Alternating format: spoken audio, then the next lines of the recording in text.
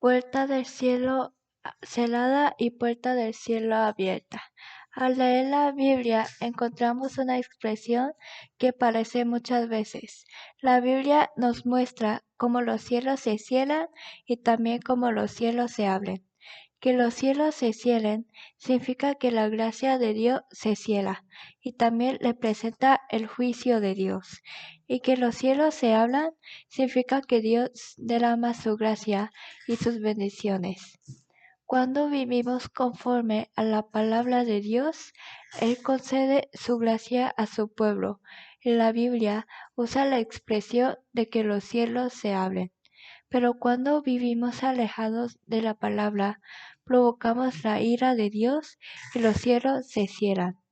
Sería muy bueno que Dios derrama su gracia sobre su pueblo todos los días, pero no siempre es así.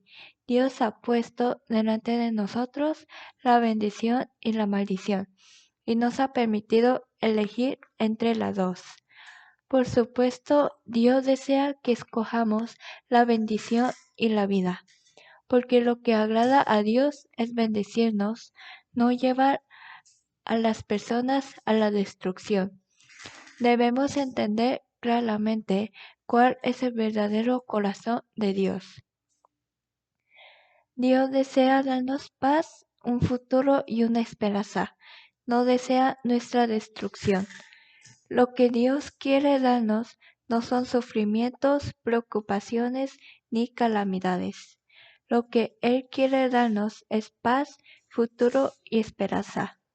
Pensamos en lo que ocurrió cuando Dios juzgó al mundo con el diluvio en los tiempos de Noé. Dios se arrepintió de haber creado al ser humano y se entristeció en su corazón. Entonces juzgó a todos los seres vivientes por medio del diluvio. Cuando Dios ejecutó ese juicio, ¿acaso se alegró? De ninguna manera. Después de que terminó el diluvio, Noé ofreció un sacrificio. Y al recibir esa ofrenda, Dios dijo, no volveré más a maldecir la tierra por causa del hombre.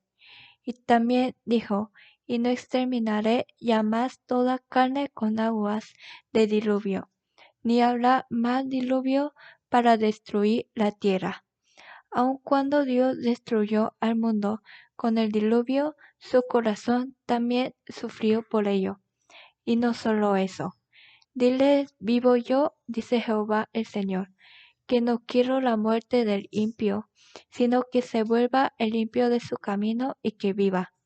Volveos, volveos de vuestros malos caminos. ¿Por qué moriréis, oh casa de Israel? Dios no se complace ni siquiera en la muerte de los impíos, porque Dios es un Dios de misericordia y un Dios paciente. Sin embargo, en el pasaje de hoy vemos que Dios habla acerca del juicio. Y cuando Dios trae juicio, se mencionan tres maneras en las que lo hace. La primera es entregar al pueblo en manos de naciones extranjeras. La segunda es cerrar los cielos y no enviar lluvia. La tercera es enviar una plaga o enfermedad sobre el pueblo. Si observamos la época de los jueces, cuando el pueblo de Israel hacía lo malo ante los ojos de Jehová, Dios los entregaba en manos de pueblos extranjeros, y ellos sufrían opresión.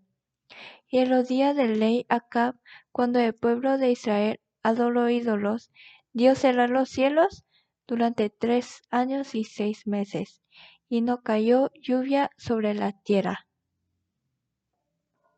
Cerrar los cielos significa detener la gracia y las bendiciones que viven del cielo.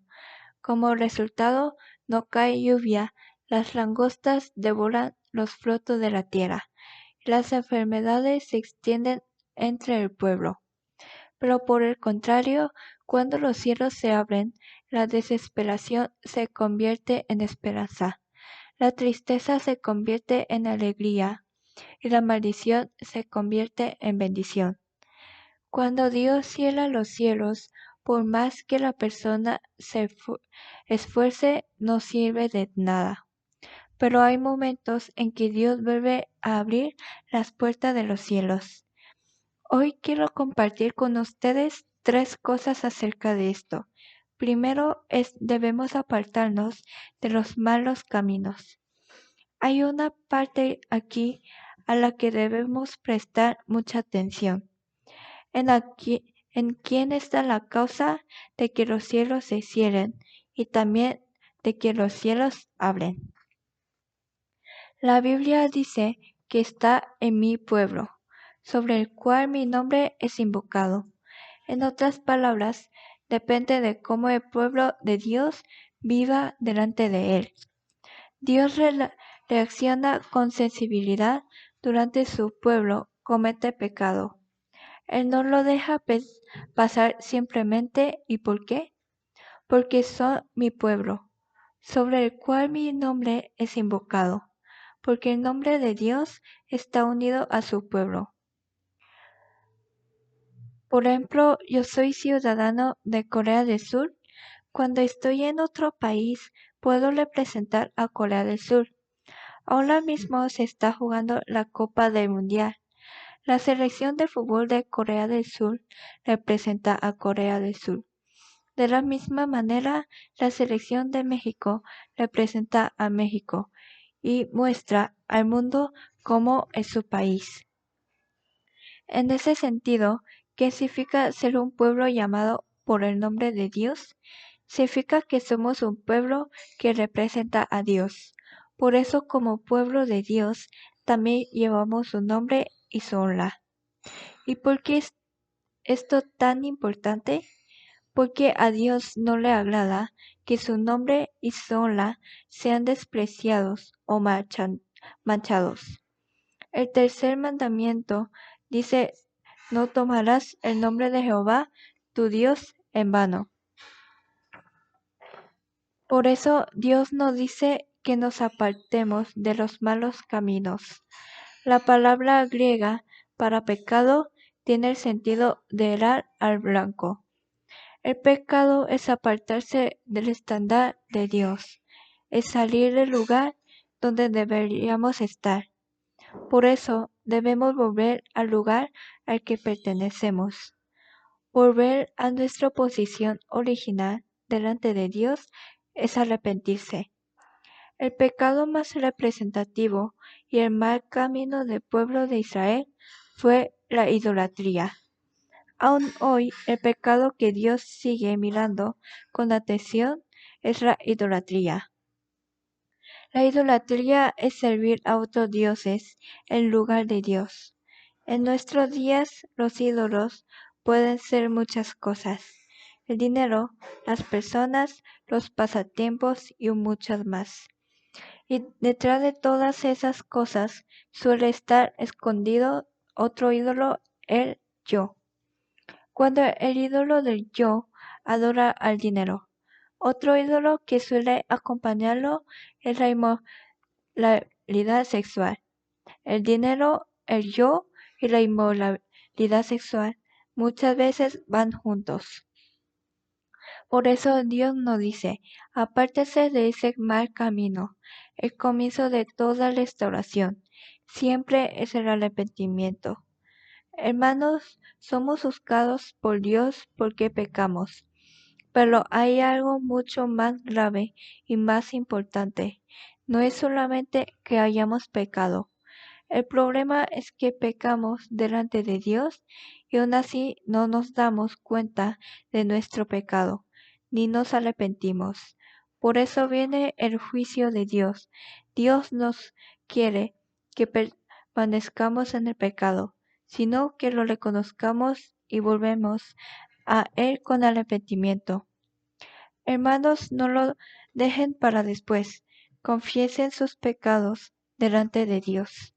Cuando nos arrepentimos sinceramente, los cielos que estaban cerrados sobre nosotros volverán a abrirse. Segundo, debemos humillarnos. Una de las cosas que Dios aborrece es la soberbia. Muchas veces Nos volvemos orgullosos porque tenemos un poco más que otros. Nos volvemos orgullosos porque hemos aprendido un poco más o porque ocupamos una posición un poco más alta. Entre todos los pecados que las personas cometen, quizás el que menos quiere reconocer es el orgullo. ¿Habrá quien aquí que piense yo soy orgullo? Probablemente nadie. La mayoría de las personas no creen que son orgullosas. Por eso, cuando alguien le dice, usted es el orgulloso, no quieren aceptarlo. Y precisamente por eso, el orgullo es solo de los pecados en los que más fácilmente caemos. La Biblia nos muestra claramente que Dios siempre juzga el orgullo. El orgullo nos impide ver nuestro pecado, pero la humildad nos ayuda a reconocer nuestro pecado y a verlo correctamente. Hermanos, póngase con sinceridad delante de Dios. Cuando una persona se presenta honestamente ante Dios, no puede seguir siendo orgullosa, porque delante de la santidad de Dios, todos reconocemos quiénes somos realmente. Amados hermanos, cuando Dios los levante y los exalte, sean aún más humildes, y que toda la gratitud, toda la gloria y toda la alabanza sean dadas a Dios. Que Dios los bendiga para vivir de esa manera. Tercera, debemos orar y buscar el rostro de Dios. Dios nos dice quién oren y también nos dice busquen mi rostro. La oración es hablar con Dios. La oración es encontrarse con Dios. La oración que busca el rostro de Dios nunca termina un fracaso. Nunca termina el arrepentimiento o decepción. La oración es pedir la ayuda de Dios. Hace poco en un drama apareció una frase que decía, para recibir ayuda, primero hay que pedirla. Aunque una persona necesite ayuda, si no se lo dice a nadie, los demás no pueden saberlo. Pero cuando reúne valor y pide ayuda, esa petición se convierte en el comienzo para recibir la ayuda de otros. Dios conoce todas nuestras necesidades, aun antes de que se las digamos, Él ya sabe todo. Sin embargo, clamar a Dios, acercarnos a Él y hablar con Él, eso es la oración. La oración es poner delante de Dios tanto lo que podemos hacer como lo que no podemos hacer. Es confiarle todas las cosas a Él y pedir que su mano obre en nuestra vida. Eso es orar. Una de las palabras que más se repite es el Antiguo Testamento. En la palabra ayuda y Él que ayuda. Dios es nuestra ayuda y Él es nuestra ayuda en el día de la aflicción y también es nuestra ayuda en medio de las dificultades. Hoy en día vivimos muy ocupados, por supuesto. Estar ocupado no es algo malo en sí mismo, pero lo que sí está mal es descuidar la adoración de Dios y dejar de orar porque estamos ocupados. Y muchas veces, sin darnos cuenta, comenzamos a alejarnos cada vez más de Dios. Mientras menos oramos, más nos alejamos de Dios. Y cuanto más nos alejamos de Dios, más difícil se vuelve escuchar su voz y experimentar su gracia. ¿Qué es lo que Dios desea de nosotros? Que oremos y busquemos su rostro. Cuando oremos y busquemos el rostro de Dios, los cielos que estaban cerrados volverán a abrirse, y la gracia de Dios, que nos ayuda y nos sostiene, llenará abundantemente nuestra vida. Entonces Dios promete 3 bendiciones. Primero, Dios promete escuchar nuestras oraciones y responderlas Segundo, es promete perdonar nuestros pecados. Y tercero, es prometer sanar nuestra tierra. Toda restauración comienza con el arrepentimiento. La restauración de la familia también comienza en el arrepentimiento dentro del hogar. Que nuestra ciudad llegue a ser santa también comienza con el arrepentimiento. Y la restauración de nuestra santidad igualmente comienza con el arrepentimiento. Amados hermanos, la autoridad para abrir y cerrar los cielos permanece a Dios. Y Dios desea abrir los cielos para bendecirnos. También desea derramar sobre nosotros bendiciones abundantes. Él es el Dios que nos da mucho más de lo que pensamos y mucho más de lo que pedimos. Por muy difícil que sea la situación, Dios nunca cierra los cielos para la persona que le obedece. Vive conforme a su palabra y procura agradarle. Pero si dejamos de temer a Dios y desobedecemos su palabra, Dios puede cerrar los cielos y detener su gracia. Por eso si hoy sentimos que los cielos están cerrados sobre nuestra vida, si sentimos que algo está bloqueando espiritualmente, debemos examinarlos delante de Dios. Pero cuando nos apartamos de los malos caminos, nos humillamos delante de Dios, oramos y buscamos su rostro. Dios volverá a abrir las puertas de los cielos que estaban cerradas. ¿Acaso alguno de nosotros está viviendo en una situación difícil y dolorosa, como si las puertas de los cielos estuvieran cerradas? Entonces debemos volver a temer a Dios y volver a buscarlo. Entonces, tal como Dios ha prometido que obrará en medio de todas las cosas y traerá restauración.